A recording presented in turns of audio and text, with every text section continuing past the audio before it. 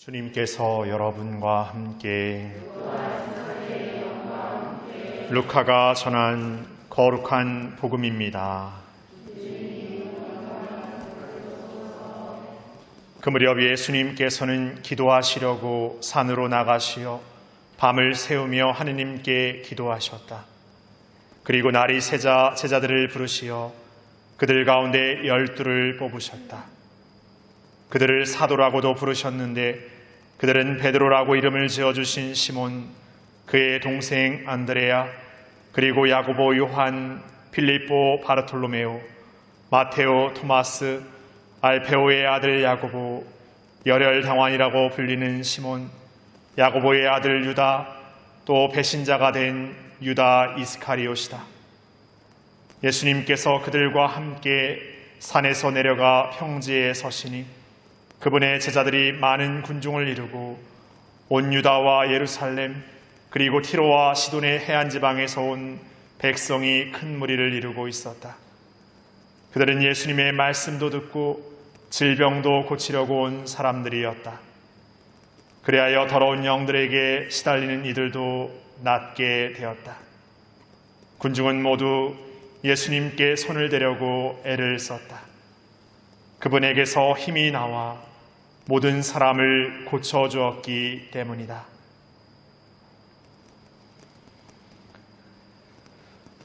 주님의 말씀입니다.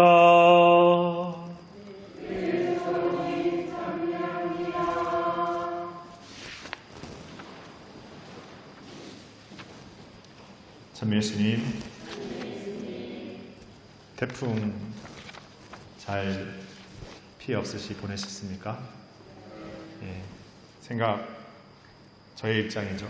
생각했던 것보다 이렇게 크게 여러 가지 어떤 일들이 제 주변에서 이렇게 일어나지 않아서 매스컴에 이렇게 보도된 거 보면 그렇게 크게 무리 없이 지나갔구나 생각하면서 매스컴이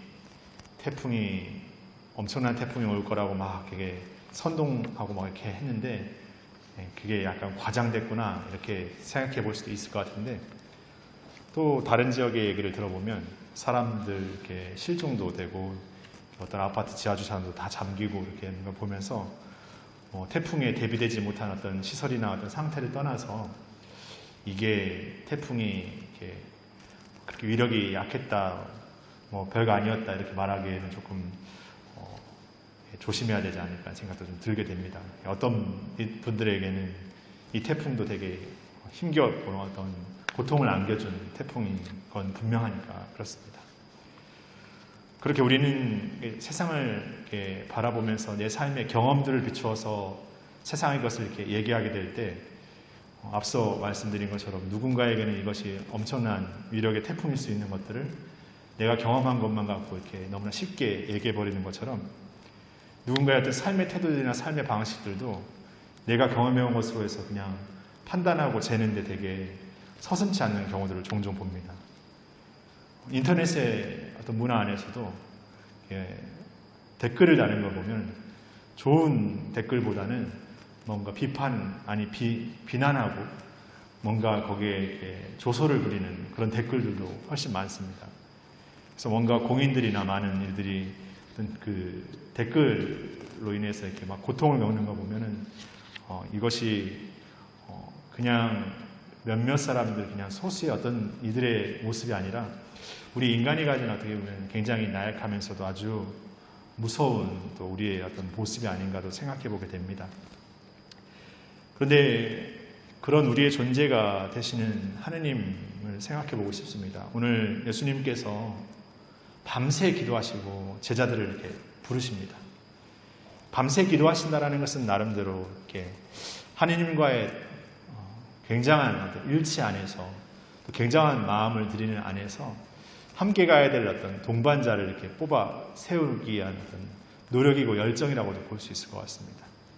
그렇게 그 사명을 이룰 제자들을 부르시는데 우리가 잘 알다시피 이 제자들의 각각의 면모는 그 예수님이 수고하고 애쓴 것만큼이나 훌륭하고 대단한 인물들은 또 아니었습니다. 예수님이 사람들을 이렇게 바라보는 안목이 뭔가 뽑는 어떤 그런 것이 없었던 것이 아니라 하느님의 시선은 우리의 판단과 기준에서 근거하는 어떤 서열, 아니면 능력, 자격의 시선이 아니라는 것을 여기서 엿볼 수 있습니다. 그러면 하느님의 시선은 무엇인가? 또 여기서 우리는 함정에 빠질 수 있는 여지가 있는 것이 그들은 부르셨고 왜 이들은 부르지 않으셨는데 부르심을 받은 이들은 선택된 이들이고 부르심을 받은 사람들은 뭔가 하느님께 사랑받는 어떤 별도의 아니면 소수의 아니면 부분적인 그런 존재인가 라고도 생각해 볼 수 있게 됩니다. 그러나 그건 역시도 우리의 시선이죠. 하느님의 시선은 능력과 자격이 아니라 부르신다는 겁니다. 사도들을 부르셨던 그 순간에만이 아니라 매일 부르신다는 거예요. 우리가 세례받는 순간에만 부르신 게 아니라 오늘도 매일 이 순간을 부르신다는 거죠. 부르신다는 것은 능력과 자격이 아닌 은총이면서 선물인 것이죠. 영어의 표현을 빌자면 프레젠트가 선물입니다. 그리고 그것은 현재라는 뜻을 갖죠. 매 순간순간 그분이 우리를 부르신다는 것은 선물이면서 은총인 것이고 그리고 우리는 그 매 순간의 삶에서 그 부르심에 응답하는 삶을 다시 사는 겁니다.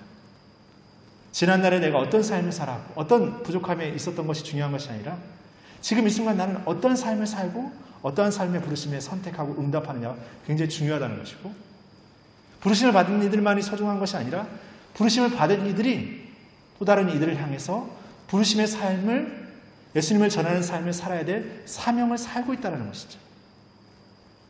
예수님의 부르심이 12제자에게 주어졌지만 이제 또 많은 이들에게 그리고 더 나아가서 이방인들 민족을 초월해서 수많은 이들에게 전해질 복음으로 퍼져나가는 데 있어서는 그 각자의 부르심의 삶을 또 각자의 삶의 여정 안에서 살아나는 데 있고 그 삶은 매일매일의 삶에서 늘 새로운 부르심에 대한 응답으로 이루어진다는 것이죠. 그리고 그것은 능력과 자격이 아니라 은총으로 이루어진다. 선물로 주어진다는 거예요. 그 값진 것을 우리가 받고 매일매일 응답하는 삶을 통해서 그 값짐의 열매를 받는 우리가 그냥 나만 갖고 있어야지, 그냥 나만 복을 누리면 돼야지 이런 삶을 살 수 없는 것이죠. 오히려 내 자신의 것을 기꺼이 내어놓을 수 있고 투신할 수 있는 삶으로 나아가는 삶이야말로 그분의 부르심의 삶인 것이죠. 거기는 어떻게 보면 그 전적인 부르심에 대한 응답의 삶이 내 자신의 모든 것을 내어놓을 수 있는 삶까지도 이렇게 깨닫게 되는 어떤 삶의 여정이 있는 것이죠. 그래서 자신의 목숨까지도 내어놓습니다.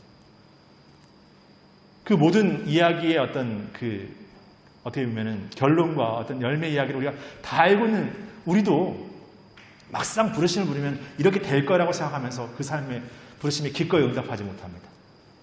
그 사도들의 삶을 통해서 보여준 예수님의 부르심의 어떤 열매가 분명하게 드러났는데 우리는 믿지 못합니다.